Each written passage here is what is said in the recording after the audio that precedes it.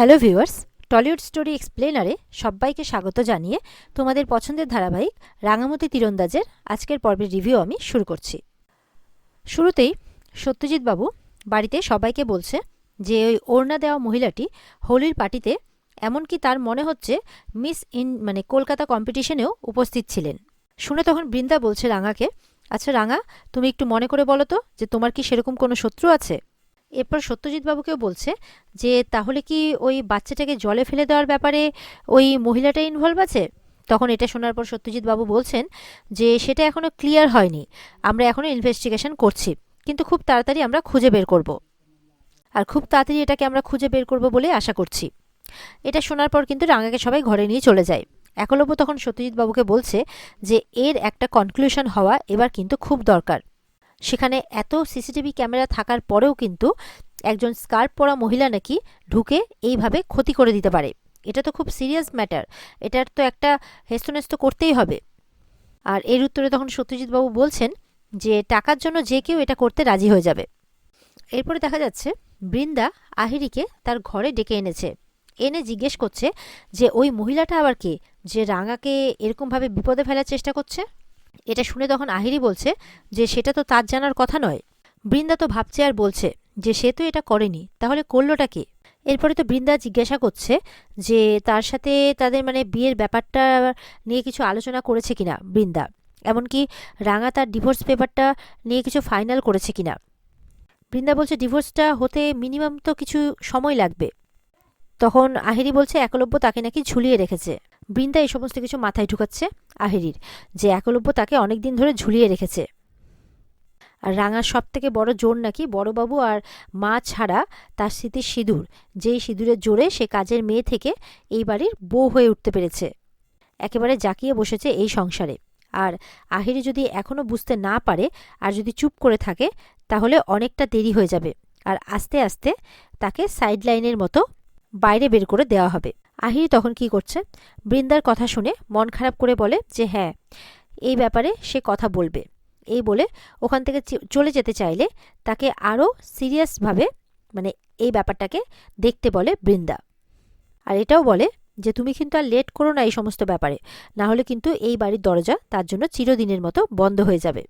এরপরে আহিরি চলে গেলে বৃন্দার মনে কিন্তু আহিরিকে নিয়ে একটা প্রশ্ন থেকে যায়, যে এত কিছু হয়ে যাওয়ার পরেও সে এতটা চুপ করে আছে কিভাবে।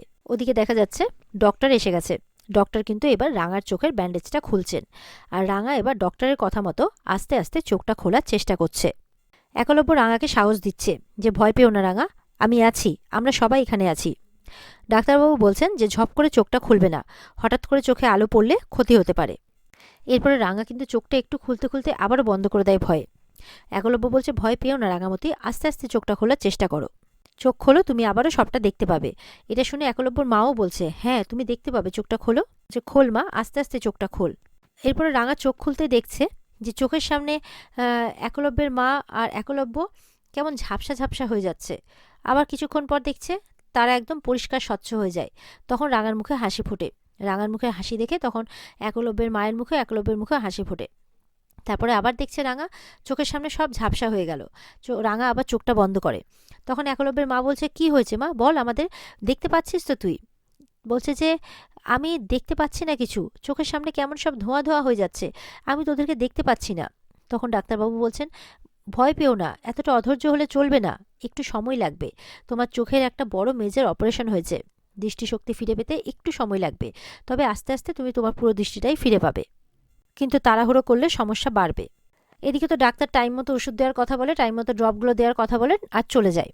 আর ওদিকে দেখা যাচ্ছে সেই মুখ ঢাকা মহিলা আবারও রাস্তাতে এক জায়গায় বেরিয়েছে। আর সামনে কিছু মেয়েরা যারা ওই স্টেট চ্যাম্পিয়নশিপ খেলবে তারা গাড়ি ধরার জন্য দাঁড়িয়ে আছে। তার মধ্যে একটি মেয়েকে ডাকে নিশা বলে। নিশা মেয়েটি এগিয়ে আসে, বলে তুমি রাঙামতিকে হারিয়ে স্টেট চ্যাম্পিয়নশিপটা জিততে চাও তাই তো? বলে হ্যাঁ, আমি স্টেট চ্যাম্পিয়নশিপ জিততে চাই, রাঙামতিকেও আমি হারাতে চাই, কিন্তু ময়দানে যে ভালো খেলবে সেই জিতবে। আমি যদি ভালো খেলতে পারি আমি অবশ্যই জিতবো, আর আমি যদি খেলতে না পারি তাহলে আমি আর ওকে কিভাবে হারাবো, এইভাবে বলছে নিশা মেয়েটা। এদিকে মুখোশ ঢাকা মহিলা বলছে যদি তুমি আমার কথা শুনে চলো তাহলে স্টেট চ্যাম্পিয়নশিপটা তুমিই জিতবে। সেই মুখোশ ঢাকা মেয়েটা নিশাকে বলছে যে তুমি বোধহয় জানো না যে রাঙার চোখে আঘাত লেগেছে, গুরুতর আঘাত। সে ভালো মতো করে চোখে দেখতেই পাচ্ছে না, সুতরাং সে ভালো মতো করে প্র্যাকটিসটাও করতে পারবে না।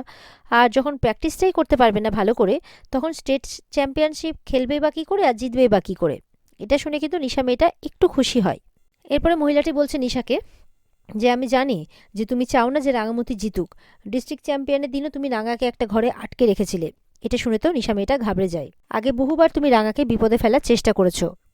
এরপরে মহিলাটি নিশাকে বলছে আমি শুধু এইটুকুটাই চাই যে তুমি একটা কাজ করো, তুমি এই চেষ্টাটা করবে যে রাঙা স্টেট চ্যাম্পিয়নশিপে পার্টিসিপেট করলেও রাঙা যাতে জিততে না পারে, সেই চেষ্টাটা তোমাকে করতে হবে। তখন তুমি এটি জিজ্ঞাসা করছে যে আমাকে কি করতে হবে। তখন নিশা মেয়েটিকে ওই মহিলাটি, মানে মুখ ঢাকা মহিলাটি, একটা আই ড্রপ দেয়।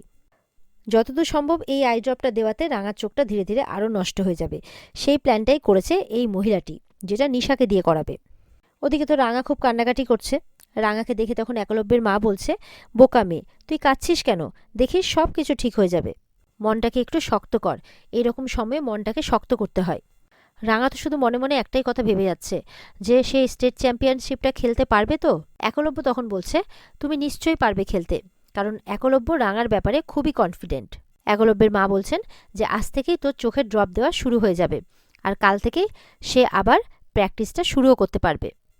আর ওদিকে ওই মুখোশ ঢাকা মহিলাটি নিশাকে সেই আই ড্রপটা দিয়ে বলছে যে সেই আই ড্রপটা রাঙার চোখে কিন্তু অ্যাপ্লাই করে দিতে হবে। একবার যখন অ্যাপ্লাই করে দিবে তখনই কিন্তু রাঙা আর চোখে দেখতে পাবে না। আর রাঙা যখনই চোখে দেখতে পাবে না তখন তো ওর পক্ষে আর স্টেট চ্যাম্পিয়নশিপটা খেলা একদমই অসম্ভব হয়ে যাবে, সে খেলতে পারবে না। আর এই সুযোগে কিন্তু নিশা জিতে যেতে পারবে। এই বলে নিশাকে সেই আই ড্রপটা দিয়ে দেয়, আর তার সঙ্গে নিশার হাতে কিছু টাকা দিয়ে দেয় এই কাজটা করার জন্যে, আর নিশাও রাজি হয়ে যায়। ওদিকে মনের জোর বাড়াতে একলব্যের মা রাঙাকে বলছে যে আমি জানি, ভালো করে জানি যে তুই কিন্তু ভেঙে পড়ার মেয়ে নোস, কিন্তু তাহলে তুই আজকে কেন ভেঙে পড়ছিস? সমস্ত প্রতিকূল পরিস্থিতির মধ্যে দিয়েও জিতকে তোকে ছিনিয়ে নিয়ে আসতেই হবে, তোকে জয়ী হতেই হবে, তবেই তুই আমার রাঙামতি তীরন্দাজ। আর এটাও বলছে যে রাঙামতির চোখে আর এক ফোঁটাও জল একলব্যের মা দেখতে চায় না। একলব্য রাঙামতিকে বলছে যে তোমার হাতে কিন্তু এনাফ টাইম আছে। আর রাঙামতির চোখে ড্রপ দিতে দিতে বলছে যে এই ওষুধগুলো সময় মতো পড়লেই দেখবে সব কিছু ঠিক হয়ে যাবে, তোমাকে আর এইসব নিয়ে কোনো চিন্তা করতে হবে না, তুমি খেলতেও পারবে। রাঙা তখন মন খারাপ করে তাকিয়ে আছে একলব্যের দিকে। আর এখানেই আজকের পর্ব শেষ হয়ে যায়। তো বন্ধুরা, এই ছিল আজকের পর্বের রিভিউ। ভালো লেগে থাকলে অবশ্যই কিন্তু পর্বকে লাইক, কমেন্ট আর আমাদের চ্যানেলকে কিন্তু সাবস্ক্রাইব করতে কেউ ভুলবে না। আর অবশ্যই আবারও বলছি, আমাদের সাথে জুড়ে থাকতে আর এই রিভিউগুলোর আপডেট নিত্যদিন সময় মতো পেতে অবশ্যই কিন্তু আমাদের চ্যানেলকে সাবস্ক্রাইবটা করতে হবে। তাহলে দেখা হচ্ছে আগামীকালকে নতুন পর্বের রিভিউ নিয়ে। ততক্ষণ সবাই ভালো থাকবে। টাটা।